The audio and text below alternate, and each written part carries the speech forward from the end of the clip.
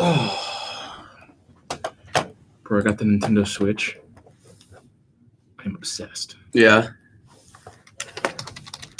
What does that mean? The Nintendo Switch? I mean, I've heard about it, but is it popular? I really can't tell, but I love it. I'm a huge fan. It's like an adult Game Boy. Sounds an adult Game Boy. Or does it sound dirty? Adult Game Boy.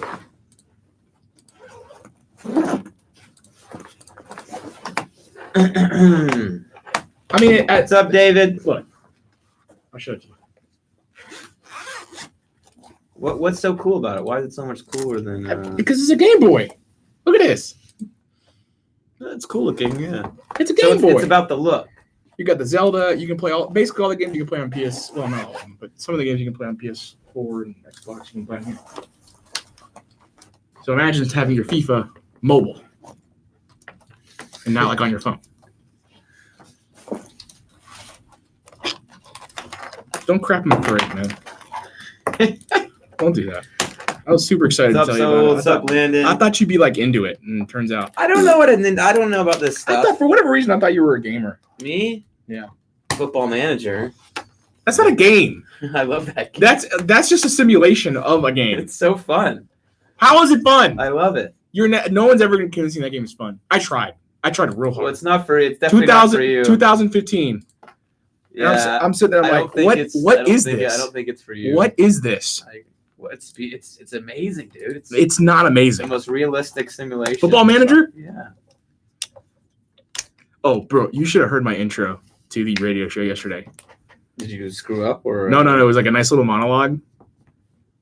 Played well. Nice. Played well. Did you write it?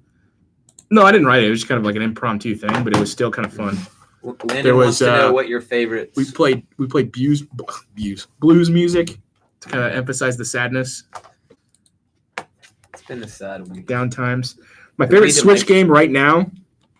So I have a NBA 2K. So I went like kind of crazy. I went and bought like 4 games on top of the console itself. Mm-hmm. So I dropped like $500 on this thing. $500 altogether. I dropped like $500. Wow. So right now I have Zelda. I have NBA 2K.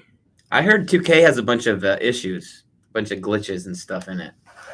Maybe in the mine's run fine. Mm. I don't like the overall. There's some aspects to the game. I'm just like, man, I wish they could just copy player movement from FIFA and just go with that, because it seems like FIFA movement, even though FIFA is not perfect, yeah, the player movement in FIFA is so much better than anything I've ever seen in my life. More so than the NFL, more so than NBA. I don't know what the difference is. It's the same company that makes the same game. Yeah, I know there's a bunch of glitch. FIFA career mode's all messed up. Let's Go Ducks bringing up the WWE 2K game. I keep seeing clips of a bunch of weird glitches in that. I don't see that one. Right now there's a it's called Tetris 99. Not as in 1999 or no, as in 1899. Tetris 99 as in there's 99 players playing with you and it's like knockout Tetris. Ooh, that's pretty badass. For a while I was like obsessed with that game. Them's fighting words. For about like 2 solid days you couldn't get me off the fighting words. Okay. You couldn't do it.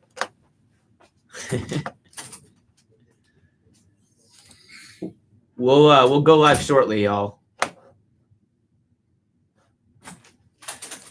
There are a ton of people here, so of the 6 people here are really waiting with bated breath, I'm sure. I'm trying to think, what are the games? So I got Zelda.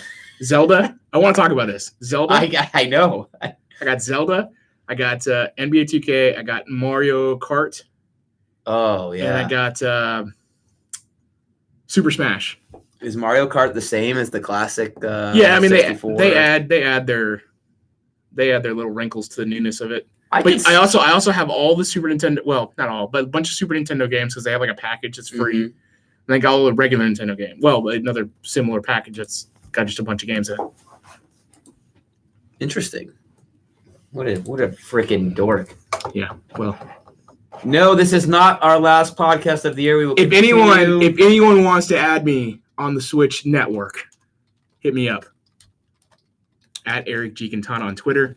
We'll happily I need friends. I need friends to go battle with. You just Super Smash. After what you did to our season, you definitely need friends, Eric, and you're gonna have a tough time. All right, let's go ahead and start if that's how we're gonna. And just so y'all know, just to answer the question, we will, and I did put it in the chat, but we will continue to do podcasts during the off season, pretty much once a week, so you can still get your mediocre analysis with us throughout the off season. So I do have a plan to do a lot more interviews with guys like Felipe Cardenas, and I'll try to get as many people like him, people that follow the sport, both in Atlanta and nationally. So especially when it comes to the bigger moves that they make, and we'll get into that in the podcast. We'll have lots of content. Yeah, I mean, honestly, some episodes may be just the interview itself. Yeah, just because it's. Some weeks there's no news. We do want to take a break at some point. Yeah. not a long break, not like an extended break. You need a break. Maybe a week or so. Need you a permanent break for you. Hey, you're lucky you edit this. All right, let's start if we're gonna go down this road. All right. My mic is. Listen, it's not my fault.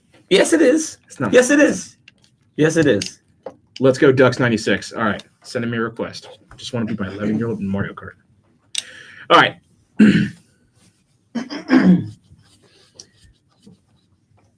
What's up, Atlanta? This is the MOTS South Podcast brought to you by Dirty South Soccer in the palatial 680 The Fan Studios. I am Eric Quintana. Next to me, Mr. Josh Bagriansky. And it's a sad Wednesday for us. It's a sad week. Although 1 week ago we had hope. That's true. And even right now, at this moment, 1 week ago, we had hope. We had hope before you crushed it. And it's even weird because since then I've been up and down on these sugar high and crashes because I have all this Halloween candy in my house. Oh, geez. So basically I've been, on a different planet since I just feel totally different since the season ended. I'm trying to get rid of these Skittles and I've already been so emotional with the season ending, and now I'm just up and down with these sugar rush and crash and basically turning into the brain of a 10-year-old as we suffer. But let's not talk too much about the sugar rush here. Let's talk about Eric, who just ran out of the studio. My bad. The coward he is. I didn't know if I had clicked record or not on the. So Eric, who just ran out of the studio because he didn't know if he clicked record or not. I think he ran out because it's coming. When we opened the show last week, when we had quote unquote hope, you said something that ruined Atlanta United's season and cemented your status as the Dread God and to blame for everything that went wrong this year. We really should. I mean, we tweeted out the audio last week. I'll tweet it out again tomorrow of you opening up the show last week saying, "Gentlemen, Eastern Conference champions." I did it. Which, of course, we were the 2018 Eastern Conference champions. And what's amazing about this, Eric, is the season is bookended this year by epic curses that you placed on the team. This all began in February, the Arellano Leg 1 match. You going on air and saying, guaranteed. And you're saying if Atlanta doesn't win this, I don't remember the exact quote, but basically saying if they don't win this by multiple goals, they should be ashamed. They should kill this team in Costa Rica. You got destroyed in the first leg. And then the season ended. Which, based on how the second leg went, you should have destroyed him in the first leg. But but that goes to show that it's your impact. The curse is real. That it is you. And then the season ends, of course, with a much more damaging move from Eric as he declares Atlanta United Eastern Conference champions prematurely. They go on to lose to a Toronto team that amassed 0.1 XG. I don't know what that is, but expected goals. You should get analytics. We should just do analytics every podcast for the next month to punish you because you hate stats so much. I do hate those numbers. You know why I hate those? You know why I hate those numbers? Goal chain. Because by XG standards, Atlanta United should have absolutely crushed Toronto FC. Correct? Well, they should have won the game at least. Sure. Yeah. And Toronto should have not won the game. That's football, mate. I mean, okay, so you keep saying this curse, and I want to get into this. Sure. Because I'm starting to believe you. Well, here's why. Proof is in the pudding. Typically, in like a curse or a spell, there's like a series of things you do. Mm-hmm. First thing I accidentally triggered the curse. It's like when you open that mysterious book and just read a passage, and all of a sudden, all the boogie people come out of the closet. Right. And scary movies, just like that. So, I accidentally said Atlanta United Eastern Conference champs. Yep. Champions, I think, was the exact phrase. Mm-hmm. That was step one in the curse, in the spell that I placed on Atlanta United. No doubt. The second thing happened before the game even kicked off. Oh, there's more. You did in something the press else. box. Oh, we have breaking news here. This was also accidental, but nonetheless, it triggered the curse. What did you do? I broke the handle on the ice cream machine. You broke the ice cream machine in the press box. I broke the magisterial Carvel ice cream machine. And you all know what slobs media members are. You're lucky you weren't thrown out of the press box by a couple of those. The entire handle. I just went down I wanted the chocolate. I was going to swirl it up. Bing! Actually, I do remember Doug Robertson tweeting. Yeah, he called me out on it. Literally, he wanted me removed. We saw before the. You saw. He was done with me. All the great, brilliant minds covering Atlanta United in the press box were spending their pregame talking about Eric breaking the ice cream machine. That's true. So double curse from you, and just see, everyone wants to break this down with numbers and with what they saw on the field, and really, this was over from the beginning. That's the what spell was already placed on That's Atlanta kind United. of what we were afraid of. That's what we said. The champions were cursed. Off the air last week. The champions were cursed, and there was no reversing that. Well, you could have not done it. You know, it was an accident. I could figure out. It was an accident. I could figure out how to edit. It was an accident. Or use a computer, and then we could just kick you off. I didn't know. You didn't know. You've been doing it all year. It was an accident. Both things were accidents, and that's really the debate here. There's no debate that you're to blame. The question is whether you've been doing this on purpose the whole time or not, and trying to act like. Oh, you're so upset. I think the debate now is whether you actually are the Dread God or not. Because the Dread God doesn't do anything. He does everything on purpose. Teams that do lose big games make for better content on radio. That's true. And podcasts. No, I agree. I think the best. But that's not to say I wanted this to happen. I did not want this to happen. I went to the game on a high. I left the game on a low. Well, I'd say just like everyone else. Literally the only saving grace from this was that we got to come the next week and pin it all on you. That's been, I think, our best running storyline of the year, which again goes to show you that you're getting pretty consistently mediocre content from us. But our best storyline all year. Don't understand us like that. Our best storyline all year has definitely been Eric screwing everything up. And you hurt Ezequiel Barco in the middle of the season, saying he was in the best form in turning things around for Atlanta United. And all right, so really, he got injured 2-3 days later. The solution going into 2020 is that I just come here and don't say a word. Well, then I just show up. But then Sam would talk. True. I don't know. I don't think I can handle the pressure of just me and Sam and you just sitting there looking at him and me with your judgmental eyes. I'll just I'm only allowed to do grunts. You don't know if it's for or against, but you'll say something like, You have a good grunt. You should. That's pretty good. I mean, you're a CrossFit guy, so we know you got a good grunt. And then Sam says something. I love it.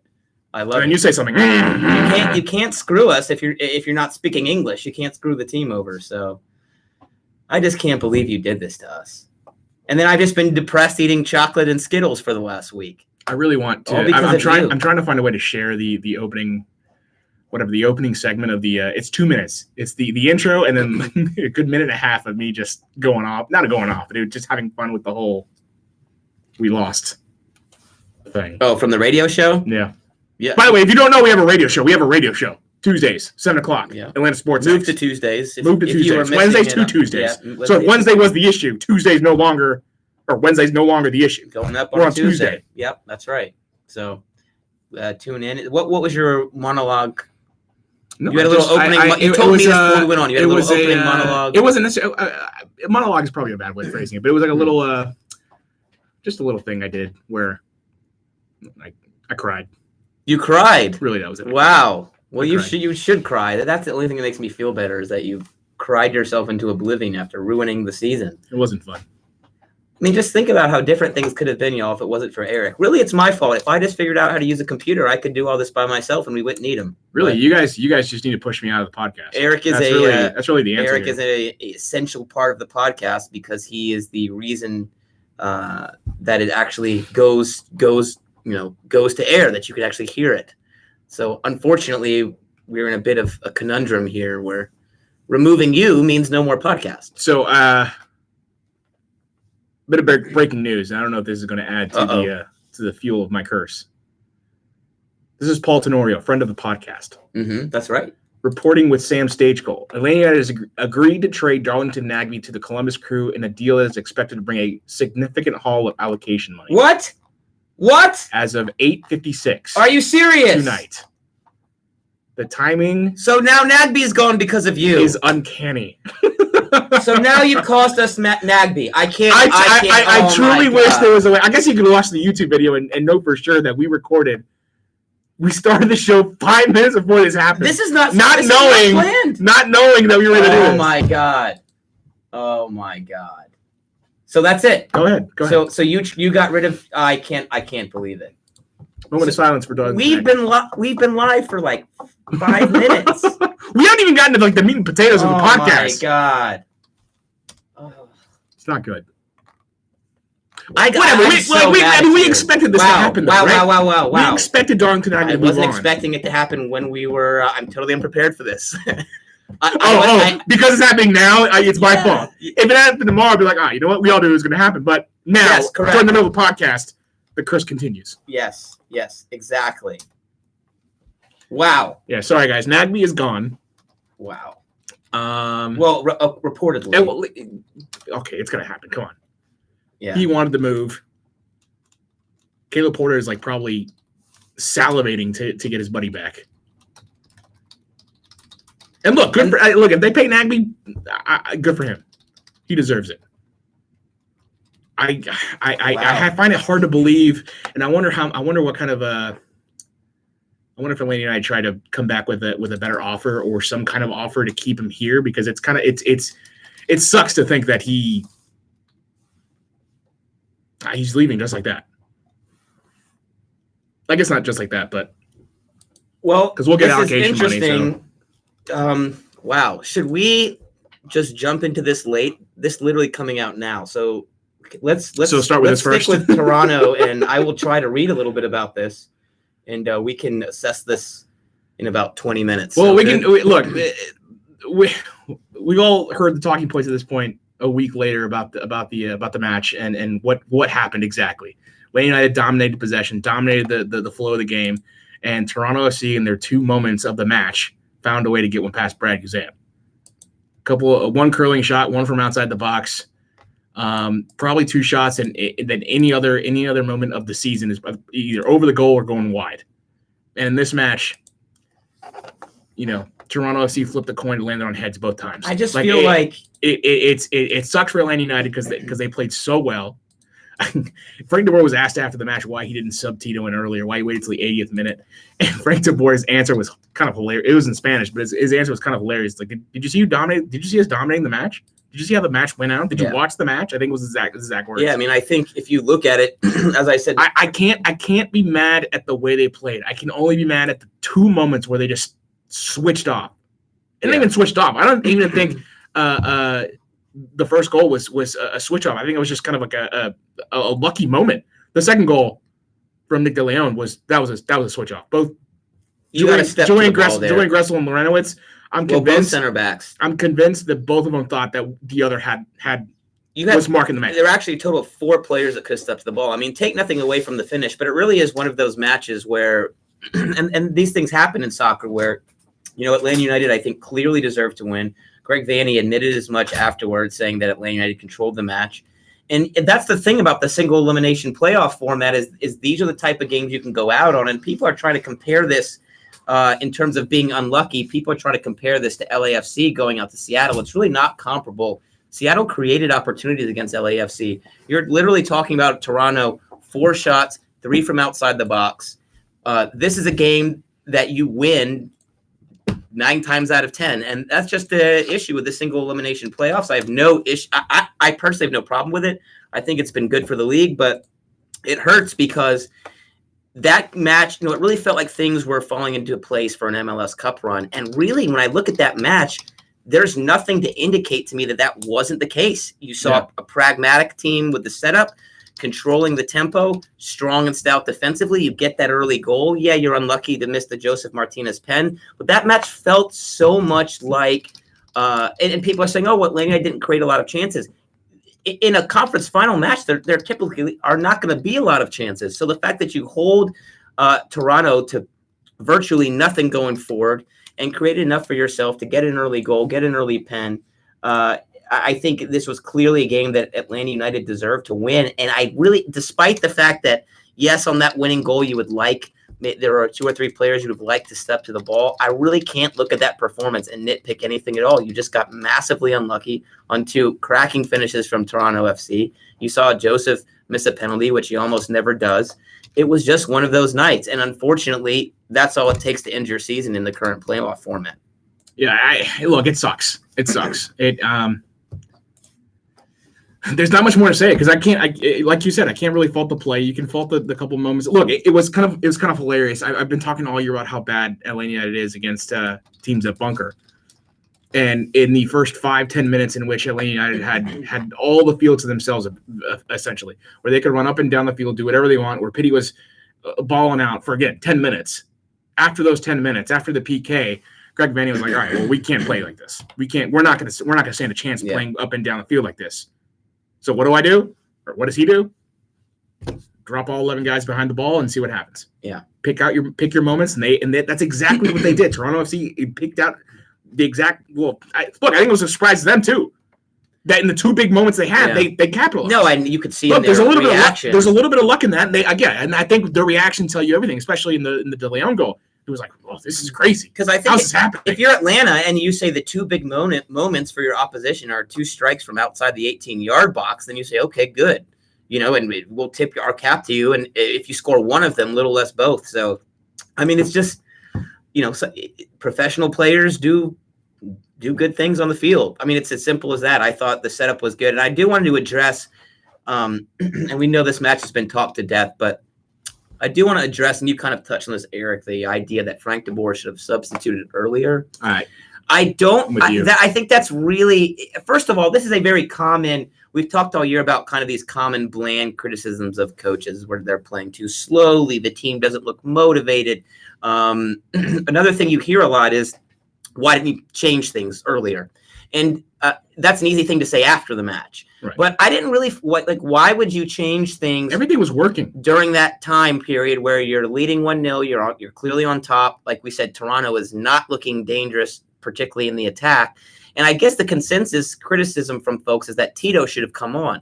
So if Tito comes on, you're either taking off Ezequiel Barco, your most influential attacker, PT, who was in stellar form, Julian Gressel, who had scored on the night, is your best chance creator on the pitch, or Joseph Martinez, who we know is 100%. You're not taking Joseph Martinez off. Yeah. Or you would take him off for a defender or holding midfielder, which would totally throw off your balance during a match where you're already leading and you're not conceding chances going the other way. Well, you were tied at that point. Well, people were saying bring Tito on, should have come on even before that. Tito came on immediately. After the excuse me. Yes, right. You're saying, why didn't you? Right. Yeah, I'm stupid. Why are you not bringing Tito on before the second goal? I'm thinking it's potentially a 120-minute match. You're completely in control of it. As I just mentioned, Toronto's not creating chances on the other end. And you're not going to take off one of those 4 attacking players for Tito Villalba. You're just not. Especially against a team that's going to bunker like that. Right.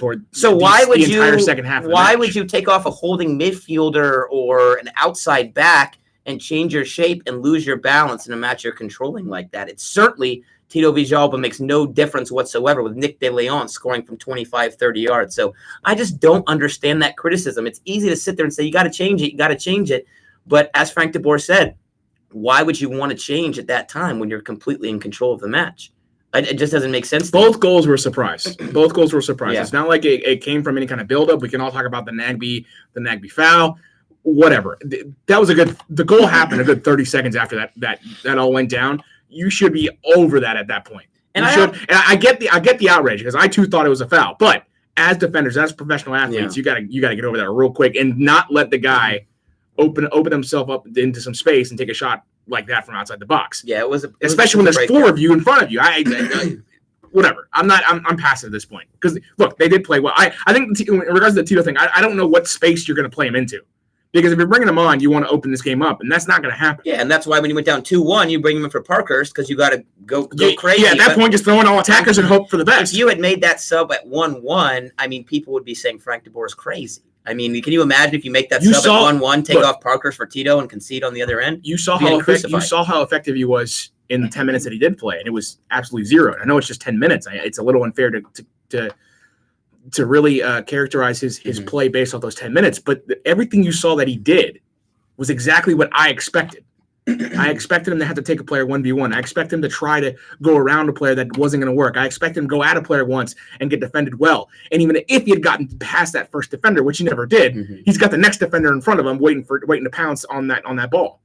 It wasn't going to be the play. That's not what you want to do. I would have rather seen Merrim in that situation. Yeah, of course. Yeah, no, I agree. But at that point, you're hoping that maybe the everything opens up a little bit, which maybe that's dumb on Frank DeBoer's part.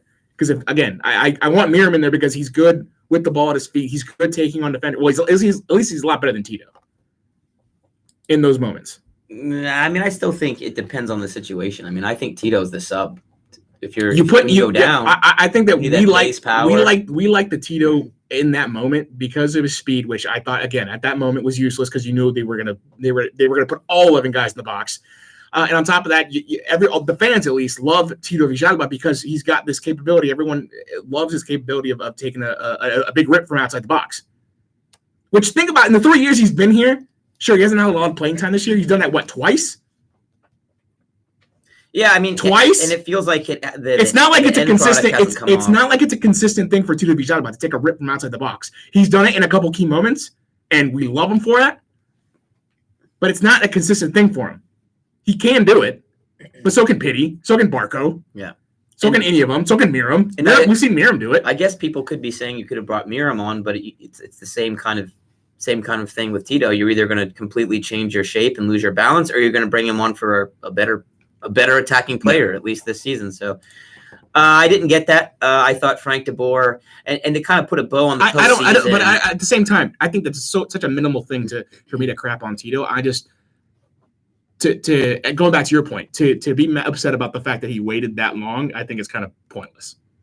To bring Tito on? To bring Tito on that late, to wait that long. Well, I think it was because you were down 2-1. I mean, I think at that point, yeah, exactly. You're throwing everyone in the back. You're throwing everyone up front and hoping for the best. But that goes to show it wasn't. He didn't throw Tito in because now we're going to change the way this game is going to be played. Now we're going to be able to break down players on the field. That's not what happened. And that kind of goes to show how your balance would have gotten thrown off if Tito had come on at 1-1 for a defender. And obviously, like I said, you're not going to bring him in for one of those front four. I thought it was a great job by Frank DeBoer to recognize that he had the right 11 on the pitch, and also that the way Toronto was playing was allowing you to not really break a sweat, to kind of possess the ball, not have to sprint, defensively sprint back all the time. So you certainly weren't breaking much of a sweat, didn't get the idea there was much fatigue. And I think that if there's one thing I take from this postseason, it's that I really do trust Frank DeBoer as a manager now. I still wasn't really sold on him as the season rolled on. Obviously, there were good moments, some bad moments, but tactically, I thought he was spot on in all three matches. He pushed all the right buttons. He played PT at the right time. I thought he played back three at the right time. He played back four at the right time. And in the end, I can't get on him tactically in a match where you concede 4 shots and not really any opportunities for the opposition. So I thought he got it right once again. And that's the main thing I would take from the postseason, is even though people are jumping on Frank DeBoer a bit for not using that substitution, first of all, I disagree. And I would also say that that correct decision on his part capped off a very, very strong postseason for him as a coach, and one that I think maybe gained some trust from the players a little bit. I think you saw the players, particularly on the defensive side, start to play a lot better than what we've seen. I think that goes to show some trust in Frank DeBoer and his system. And hopefully that will continue that into next year, and you'll see a more consistent team from a system identity standpoint throughout the regular season next year. That's really the shame, is that Frank DeBoer was this close, and it's nothing he did wrong, at least in this last game. No. He was this close to proving. He did prove me. He proved, in my eyes, he proved everyone wrong. But even to those that still believe he's the wrong choice for this team, he was this close to proving everyone wrong. And I mean, and again, it's not his fault that one, Toronto just happened to get incredibly lucky in those 2 moments. Not incredibly lucky, but you know what I mean. No, I would say incredibly lucky. And then that Elena, couldn't finish a PK, and Greg Vanny was smart enough to completely change the way that Toronto was going to play. Yeah, you're right. He was this close to just. And I would have been right there applauding him. I would have been right there, rah, You the man. Did you think since throw up the middle fingers to your doubters? Since it was revealed after the match that Joseph had a little hamstring? No, come on. And should he have not taken the penalty? He looked fine. Do you think he should have not taken the penalty? I don't think he's that good of a penalty kick taker. I think he's the best one on the roster, though. I would say yes. I would still say. I mean, he's taken your most penalties. He's been consistent with them. You do not. I mean, you're not taking that ball to Joseph Martinez. Oh no, I don't think so either. And you know what? I would rather, even on at 100%, he would be the guy on the pitch. I want to take that penalty. I just think I don't know. Sometimes I just want him to blast it into the corner. And it was really poorly taken. It really, and I think that's what sticks out is how bad it was taken. I think that's what's kind of clouding my judgment right now, and saying that I don't think he's a great PK taker. But I just want to see more of him blasting it. Still made give me 12 in a row. Give me the assurance. Don't loft it up there to where the keeper can easily save it. I think the ones that look bad are really, really bad. The ones that look great are obviously awesome. Yeah. But there's no in between. Save too, but he didn't get enough pace on it. And I mean that was obviously a huge turning point in the match because, you know, I don't know. The majority of the time you're up 2-0. I'm not putting. I don't know. I mean, I don't know who else I'm putting in that position. I don't know. Let's say Joseph's not in the game. I don't know who else I'm confident of. Probably be PT or Barco. But even Pity, I'm not confident. Yeah, in scoring. Yeah, I'm more confident in Barco to do that. It's an interesting one, but I mean, you don't take the penalty away from Joseph Martinez, but you know that's the one thing, you know, because we were saying that, you know, so much of this, what can you do? You know, I mean, there's not much what you can do when, as I said, you play so well defensively and concede 2 goals like that. But the one thing you could have controlled is Joseph Martinez missing that penalty kick. Because if he makes that, it's 2-0. And I think that's game, set, match there very early on. I'm going to backtrack on the Hall. He's not a good penalty kick taker. I think he's good. But he is in a bit. Yeah, I think that he's missed probably. It's not that he's bad. He's just missing more often lately.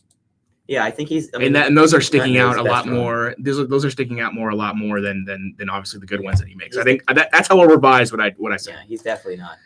He was not his best run of form from the spot of late. But again, I love the way Pity played. I'd rather take that. I love the way Pity played early on. I love the way Nagby played throughout the entire match. I love the way the Nagby, huh? Yeah, Nagby. I mean, we got to get into it. After you chased Nagby out of town. I didn't do that. Okay. That was even before talks of broken ice cream machines and Eastern Conference champions. He wanted out. He wanted back to Columbus back in the summer. Whoever wanted out to Columbus? Anyways, I mean, I hope he gets paid. But I hope he gets paid. I guess, I mean, yes. So overall on the season, before we get into the Nagby stuff, and I think pretty much, because this is something we said we're going to talk about at the end of the year. I mean, to me, this was a wildly successful season based on the discussions we were having back in April, May, even June, July, August about this team. And to still get Campeones Cup is nice to say 2 trophies, cool. But U.S. Open Cup is really, I think, one to hang your hat on. But if it were just Campeones Cup, you'd think a lot differently. Like, who cares? Right. But the fact that it's Campeones Cup, U.S. Open Cup, and because you were you went as far as you did, given how the season went overall in the playoffs, and you were just this close from getting into the Eastern Conference, hosting another MLS Cup final. I think you saw that all makes it a lot better. And I think you saw a solidity in the postseason that you saw in 2018.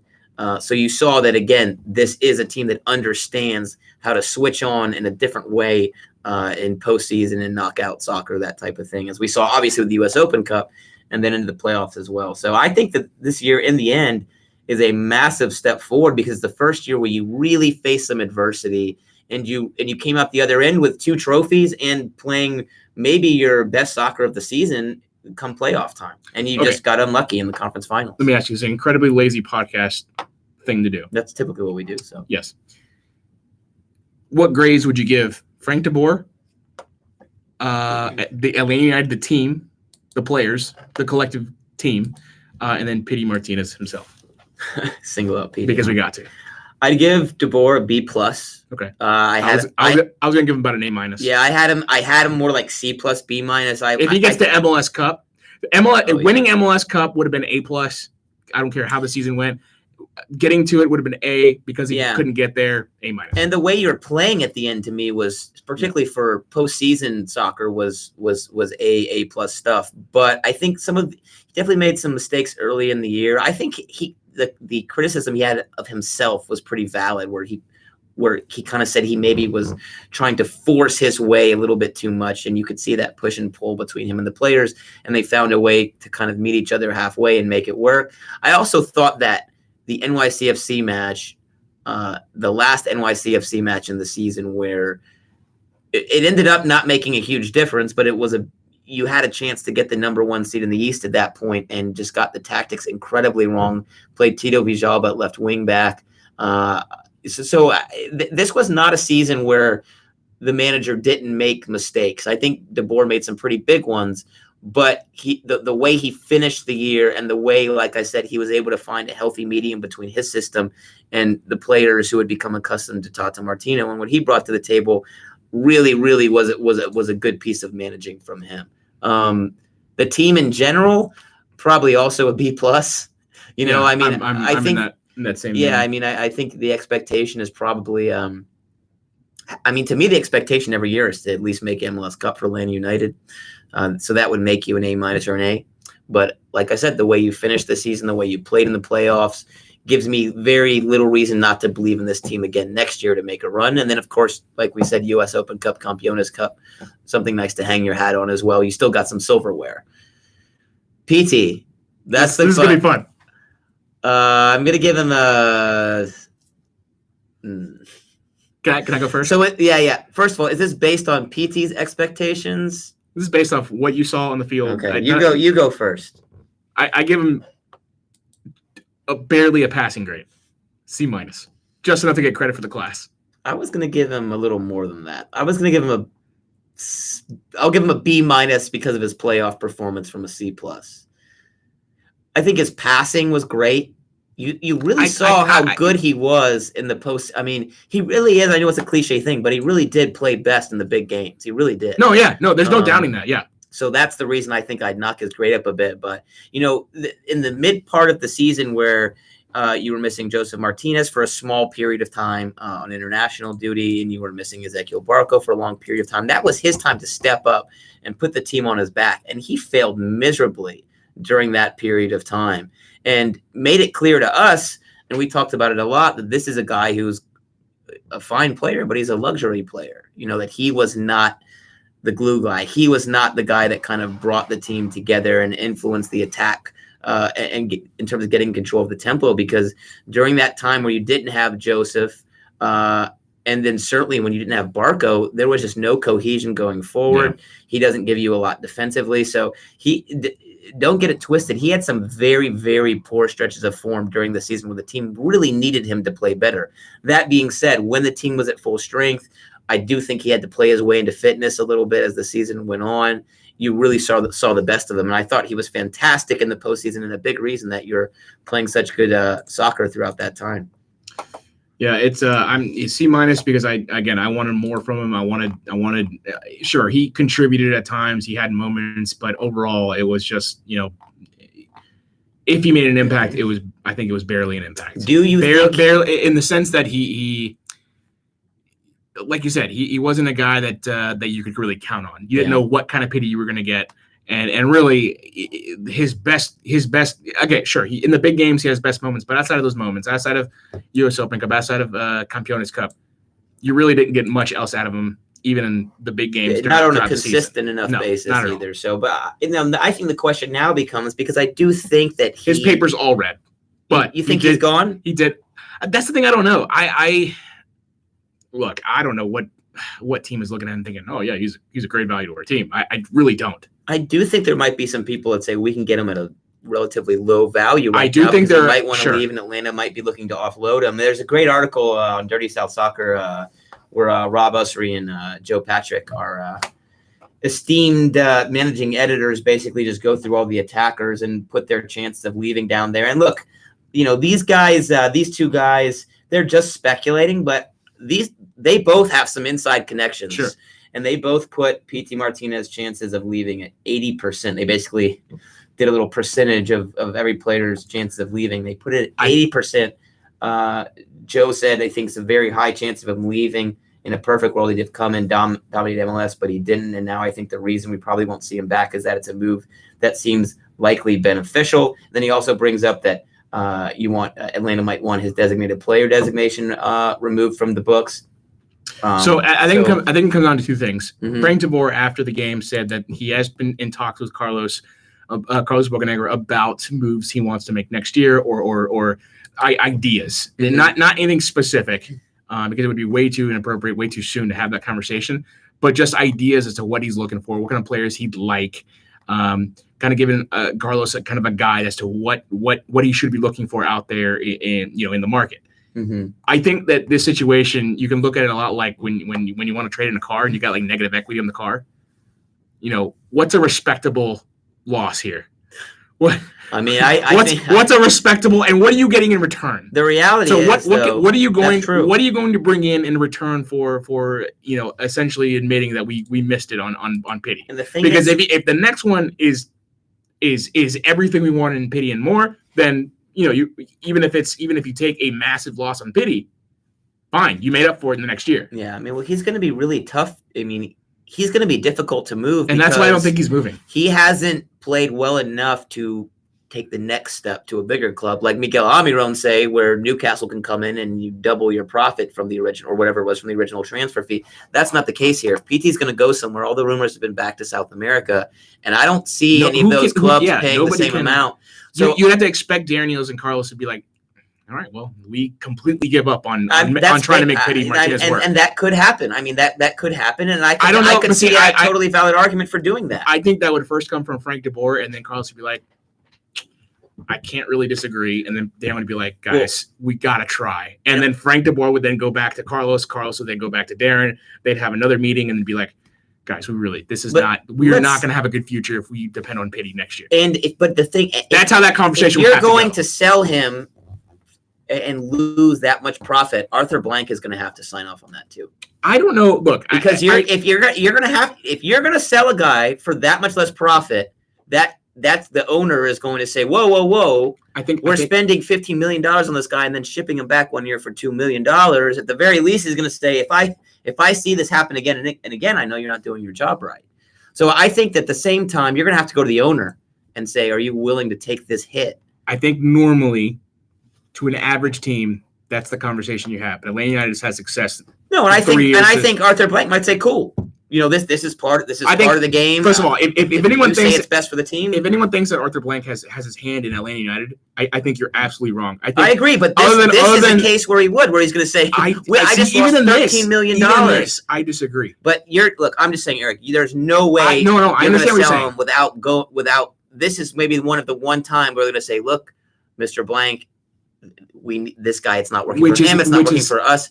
We're going to have to take the hit on this." Which is why I don't think he'll go. I think he would sign off. I think clearly he trusts those guys. I think that one more year, one good offseason under Frank DeBoer, Pity, because I'm not necessarily convinced that Pity thought he was going to be playing for Frank DeBoer. I think he said as much. I think it's said that Atlanta didn't know who the coach was going to be when he. So that no. What I mean is that I think that he was the impression it was going to be a Schelotto. Maybe, yeah. I mean, maybe he assumed that. So with that in mind, sure, you're going to pull the trigger on Atlanta United, given everything else that just happened the year before.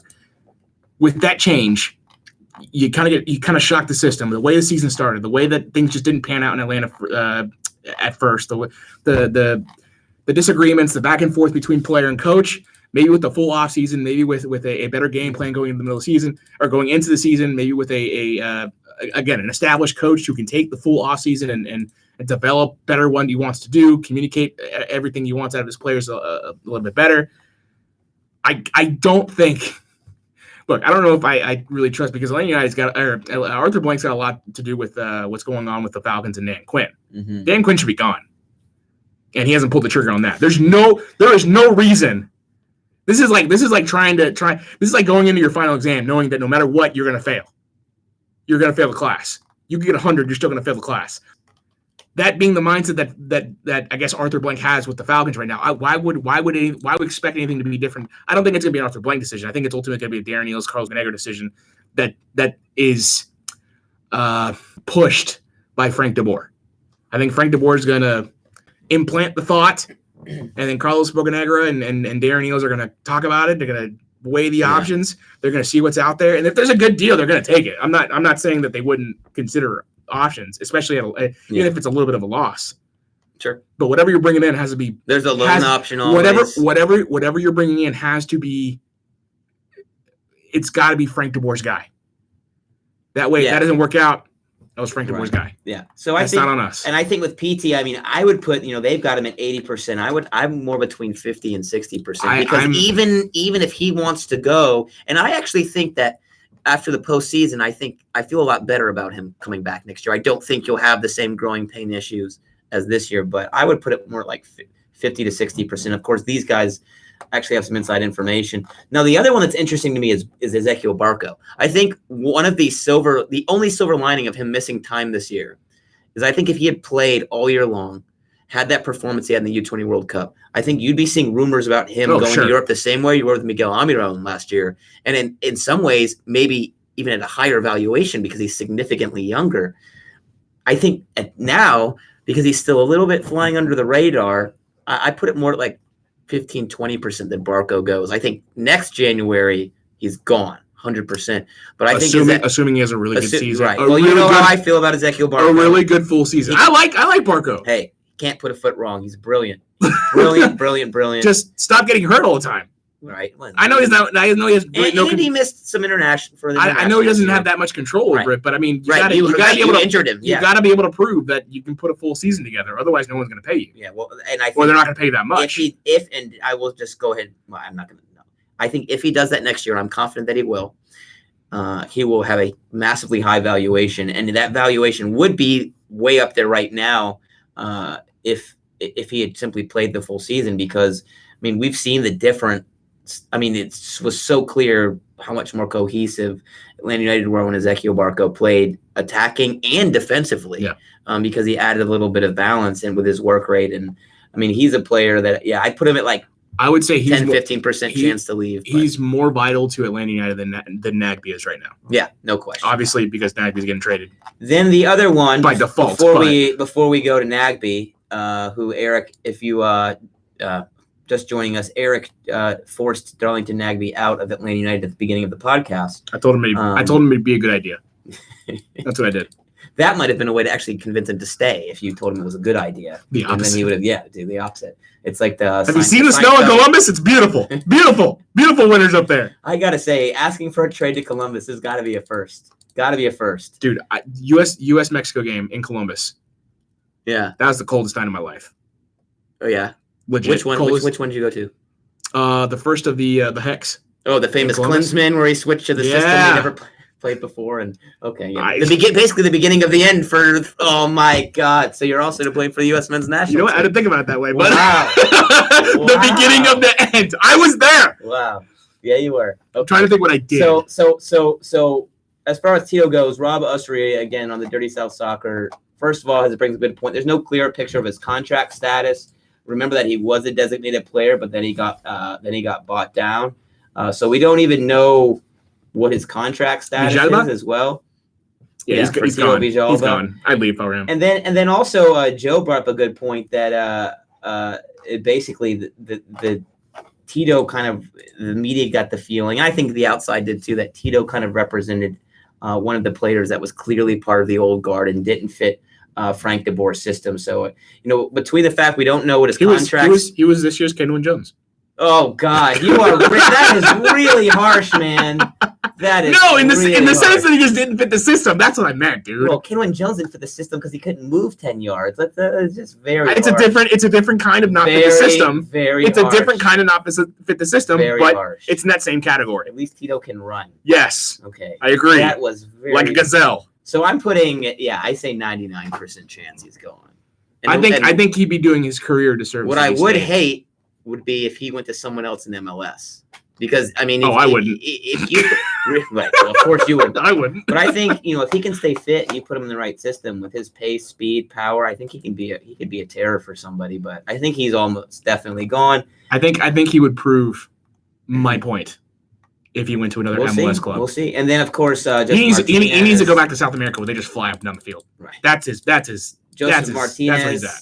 So 0% chance of leaving. And then they have other fringe players they go over as well if you want to check it out. Really good article on Dirty South Soccer where Rob and Joe. And again, these are two guys that do have some inside information. They're just speculating here. So that, but there's a little more, I think, to their opinion. It's certainly something I would trust.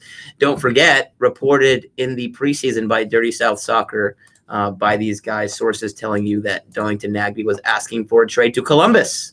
And where does he end up going as soon as the season ends? I would speculate that quite clearly during that, I guess that was about a week or two period where it seemed like he'd been dropped. I don't even think he was training for a period of time. I think it was pretty clear. I would think it was during the All-Star break, maybe? No. It was preseason.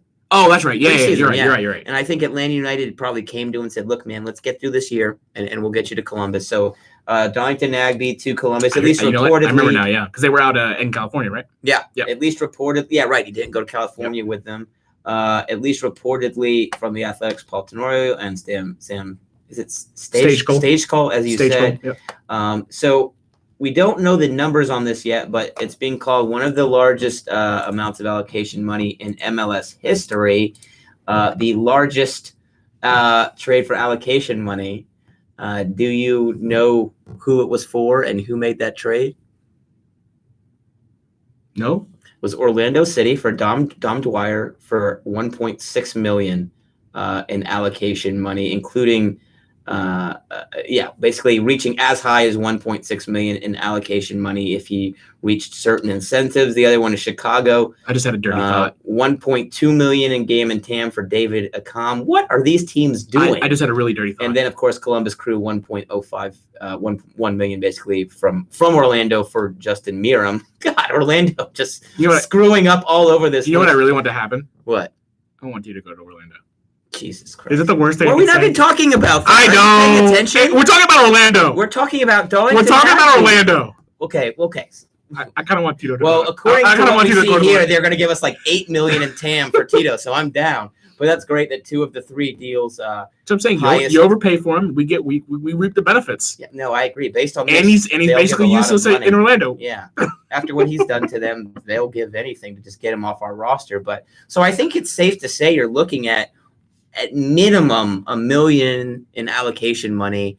So I think pretty clearly, and it's going to be interesting to see because Darlington Nagbe is a player that's going to have to be replaced. You're going to have to bring someone in to replace the production that goes with him because Eric Rometti, and even if Jeff Lorenowitz come back, those are more of holding midfielders. And the role that Darlington Nagbe, I mean, we heard Frank DeBoer call him the best box-to-box mid in MLS at one point. He was that valuable, I think, to the team in terms of getting that balance where you can connect back to front with a guy that can play the ball out of the back under pressure and get you into the attack. Darlington Nagbe was really the only player that could do that on the roster. And if you're going to play a system like Frank DeBoer wants, where you're wanting to string a lot of passes together, my thought is with the allocation money you're going to get here, surely that's going to go straight back into acquiring a number 8 this offseason. So I think we're already looking for our first player, unless what? Unless you have confidence that you can develop Emerson Hyndman, I think. But I don't think that's a good point, Eric, but I don't think Hyndman he can play the same role as Nagbe. I think Nagbe's a slightly better defender than Emerson Hyndman. Not the same way. He does have similar skills as a passer. That's what I'm looking towards. I think that if you can develop the same sort of ball at his feet, defend the take care of the ball as well as Nagbe did for the course of the full year, and for most of his career. If you can develop Emerson, I don't know they can. I don't watch him practice every day, but if you can develop him to do that, then I would understand if they use this money that's for something else. Mm-hmm. I think replacing Nagbe is going to turn 2020 into a middle of the pack type of season. Replacing Nagbe is either going to make 2020 either a middle of the pack type of season or it's going to be a MLS contender once again. I mean, you could hypothetically upgrade at that position. Sure. Go to South America. If you find someone that is good, if not better than Nagbe, which will be tough, but if you can find someone that does it, you're an MLS contender right off the bat. If you don't, if you depend on a guy like Emerson Hyman, you bring in someone that doesn't pan out as well, then sure, you're middle of the pack. And it's not you're not having nearly the same success you had without Nagbe. Nagbe was that important to this team.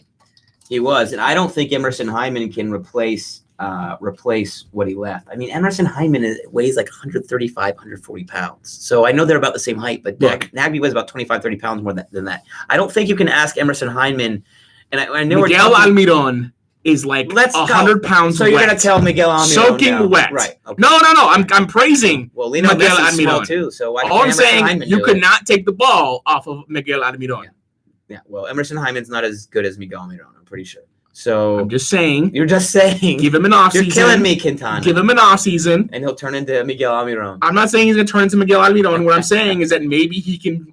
Who was also 6'3", by the way. Develop. No, not 6'3". He's not 6'3". Miguel Almiron is taller than that guy. Maybe you can look if you went into the offseason saying, look, Hyman. Nah, he's only 5'10". They're the same height. Hyman, we're going to ask you to do similar things to what Nagbe did. Work on that this offseason. Yeah, but you can't teach. I just don't think defensively he can put in the shift that Nagbe did. I just don't think he can. I think you have to go out. Now, maybe you play a more withdrawn midfield three and you play Hyman at the highest point of that and play more of a double hold. You could do that. But, I mean, it's important to remember that Nagbe was basically filling the gap between whoever you were playing at the six, whether it was Lorenowitz or Remedi. He was basically connecting all on his own. Basically, position on the field to the final third. The reason I expect Hyman to essentially fill that role is because it's a tough thing to do to find someone that can replace Nagbe for exactly the way he did what he did to this team. Yeah, but I think that's a tough ask. I'm sure there are players out there. Don't get me wrong. And the way you find a player to replace a Nagbe, and Atlanta's been so good at this, and I know you're going to hate this, Eric, but the way you find a player to do that is analytics, is stats, is finding who's a guy that completes. I don't crap on stats when it comes to like. No, yeah. Figuring out how talented players are, but those numbers exist. Those numbers are valuable for a reason. And Atlanta United have been very good at I think finding players who fit their system based on the data and the statistics available to them. But when it comes to bringing down a match based off analytics, right? I consider that all pointless. Pointless, right? Anyways, and just ignore that. But go look at the analytics for Eastern Conference Final. Right. The anecdotal evidence shows that this one time that was wrong, so never pay attention. The reality, though, is, Eric, I do think you'll see Hyman. I think if he starts, I think it's going to be more of a two holding midfielders with him playing in front of them as opposed to one holding midfielder and then expecting him to go box to box like Nagbe was. And I really think that I would look at that allocation money, and maybe the team even already has an idea of who they want to go for. That allocation money going right into a replacement for Darlington Nagbe. I think there might be bigger needs than getting a like for Darlington. Ooh, I disagree, man. I think it's vital to find someone, but you need depth. You need a left back. I think you need a center mid before you need a left back. You need a center back. You just went to the conference finals. You might need a left winger. None of that's more important than Nagbe, man. I think this is the task. Two big tasks this offseason. The one is, what do you do with PT? This is the other one. How do you replace Darlington Nagbe? I think that it might not look as good as what Nagbe gave you, and I think it's hard even with whoever you bring in to replace him. You're going to look even worse if you don't replace the left wing, if you don't replace your left back, if you don't find someone that can find some depth pieces for either back and a center back. I think if you don't replace Nagbe, the team is easily worse than if you don't replace it. I'm not saying I agree with you. They're not as good as they are with Nagbe on the team. But you're saying you'd be worse off not replacing Nagbe and say PT goes and you don't replace him. I just want you to consider that there are other needs too. I didn't say there weren't other needs. But I didn't say you didn't. I just to say that they're going to throw all this money into finding someone else. No, I'm not saying that. I'm saying the fact that you got this much allocation money for him, it was clearly, or not clearly, but it seems, since there were rumors in the preseason, that maybe you came to Nagbe and said, look, we'll let you go after the season is over. I think that shows, first of all, you've been looking for a replacement this whole time. You've got all this TAM, GAM, whatever RAM for him. You're going to put at least a large portion of that into I'm not saying all of it, but you're going to put a portion of that, I think, right into replacing him. I think. So, I mean, to me, you have two big tasks this offseason as of November 6th.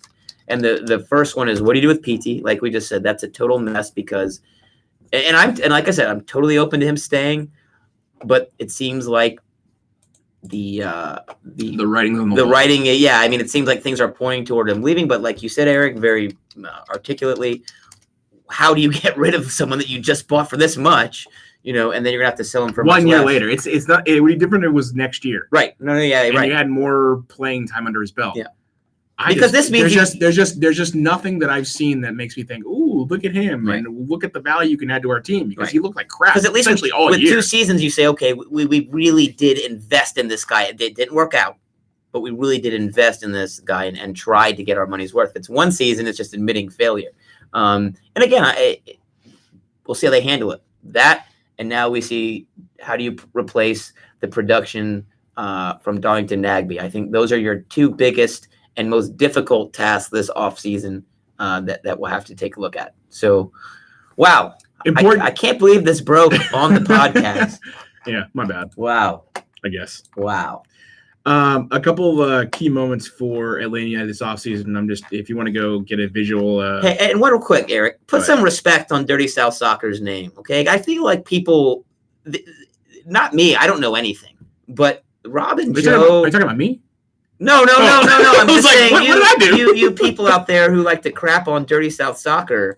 You people. That was the outlet we were the outlet that reported the Nagbe scoring in preseason. So put some respect on our name. We're I'm not a respectable proper journal, but some of the people there are, and when we report stuff, it is based on something real, and proof is in the pudding. Romantic overture. Can't forget that one. Need I say more? All right, so a list of important dates, and if you want a visual version of this, go to the AJC. Doug Robertson has a good kind of recap of everything that's coming up. November 11th, the day after MLS Cup. Trade window will open at 1 p.m. That is probably when this Nagbe thing will. Well, it's not probably. It's when this Nagbe thing is going to be made official. Yeah. That trade window closes on the 13th at 8 p.m. November 14th, the next day, the deadline to make contract extension offers to players. So I'm trying to think when that opens up again because I'm trying to think of the whole Gressel situation. This will be the last time they have, I guess, for the 2019 calendar year, whatever, to offer Gressel an extension, which as we discussed, we won't rehash this, but both parties would be idiots to even consider an extension. Wait and see what happens with the CBA. November 16th, the list of players available in the expansion draft will be made available at 10 a.m. And then later, there's a bunch of 19th is the expansion draft. 21 is the deadline for clubs to exercise contract options, which I think if that's obviously a day that they would decide on, well, maybe before that, but that's the last day they would have to decide on Gressel. If Tito you've got some money opened up with Nagbe gone. If Tito has an option, that's where you can exercise that if you want to. I'm curious at how many players are in that boat. November 22nd, that's November 21st, November 22nd, list of free agents are released, and then so on and so forth with re-entry and waivers and free agency, so all that confusing. Stuff. A lot of stuff. But yeah, I mean, Atlanta United, you can almost guarantee that not just with the Nagbe stuff, but November 11th, they're gonna make different moves. It's not just the Nagbe stuff, but they're gonna make a couple other moves as well. I agree. We'll see what those moves are, but you can pretty much bet your bottom dollar that they're going to, outside of just the Nagbe stuff, they're going to be active in that trade window. We'll have plenty to discuss next week because there should be the Nagbe thing should go official. Maybe we'll have some official numbers on the allocation money coming back our way, and I agree with you. I expect to see some other personnel moves as well. Yeah, we'll see what it looks like. Are you going to watch MLS Cup? I will. I'm not. Do you want would you want Toronto to win? No, because I just hate the way I hate the way that Toronto's done it. It's the Josie Altidore and Michael Bradley thing, and then it's the fact that they've done this without Josie. Even if you look at the NYCFC game, I mean, that game could be unbelievably shocking, bad header back against NYCFC, and then the horrible challenge from Matarrita. I mean, they were incredibly fortunate over their last 2 matches. They were gifted the opportunity to play Atlanta United, then Atlanta United they just got incredibly lucky. And to their credit, I mean, a couple of great bits of quality at least, but yeah, a lot of luck. It was they had basically the conference semifinals handed to them, and then conference finals they were able to ride their luck and come up with a couple bits of real quality that you typically don't expect from any soccer team consistently match to match, and they come up with it twice. So I'm not going to watch it. I'm still too depressed, and I hope Seattle wins. Hey, Brian Schmetzer.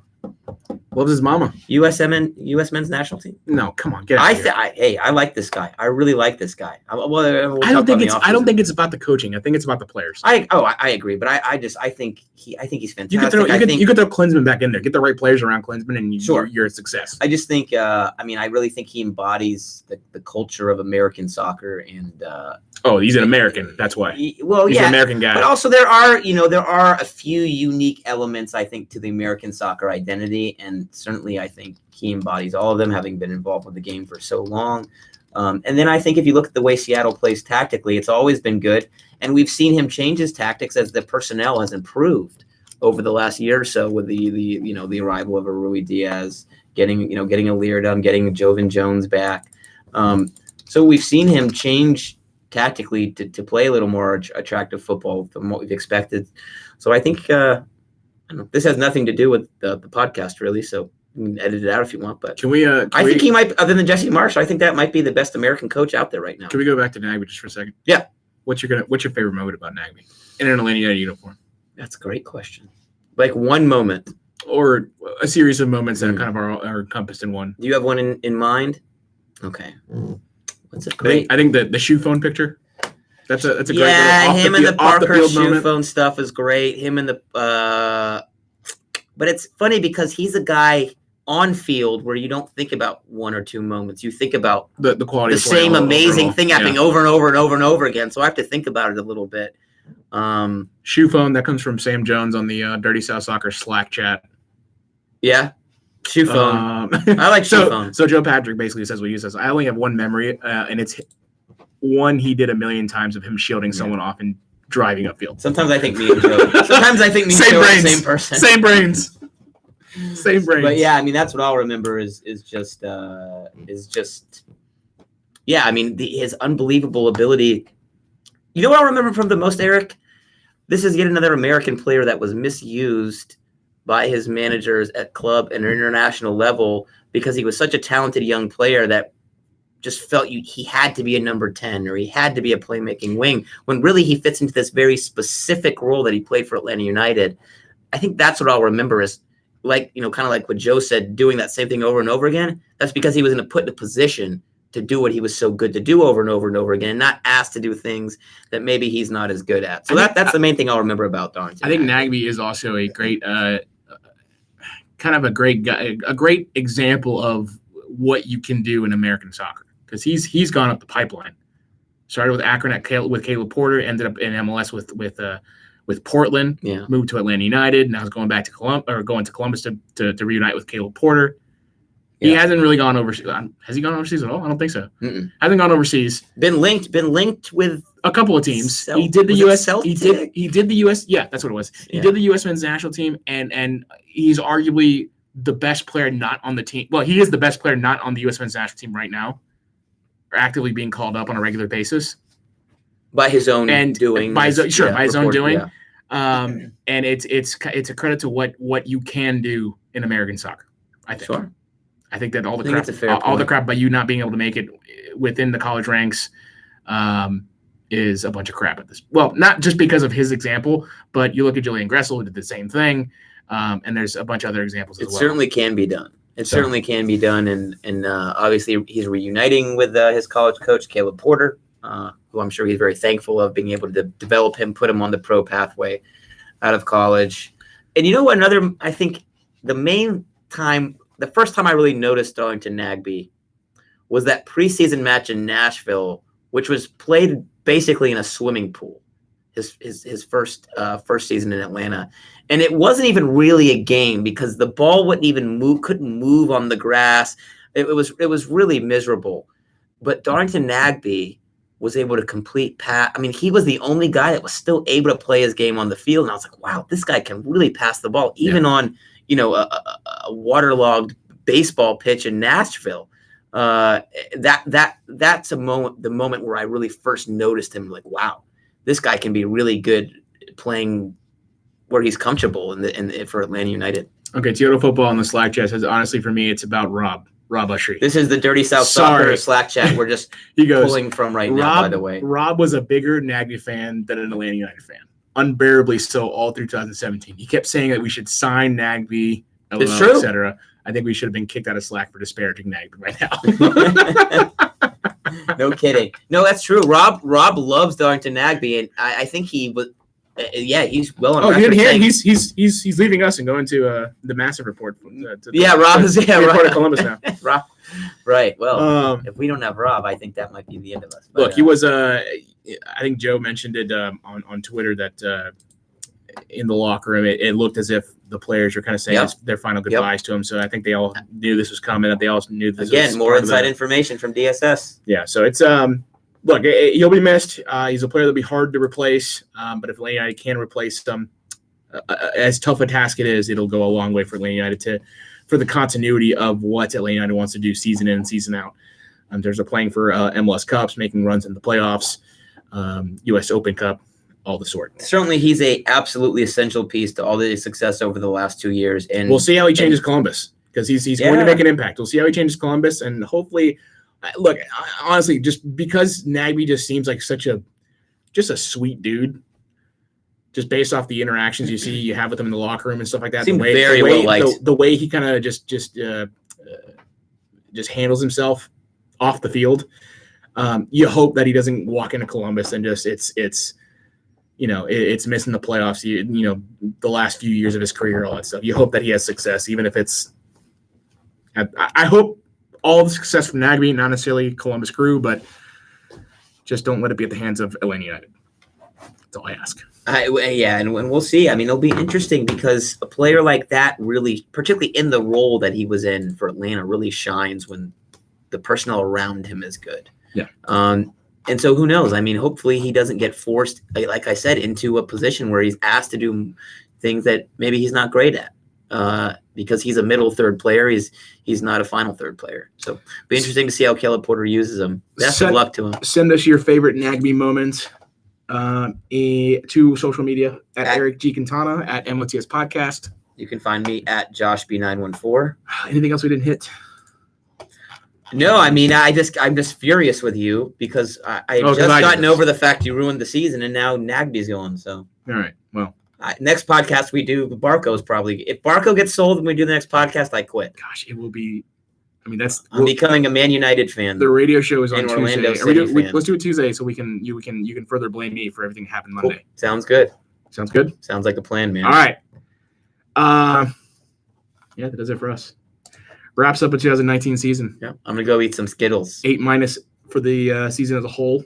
Great season. And in fact, this is the season I'll really remember because I think this season really established, okay, this success has longevity. It wasn't just a flash in the pan where you got a great manager and Tata Martino and got, unearthed Miguel Almiron.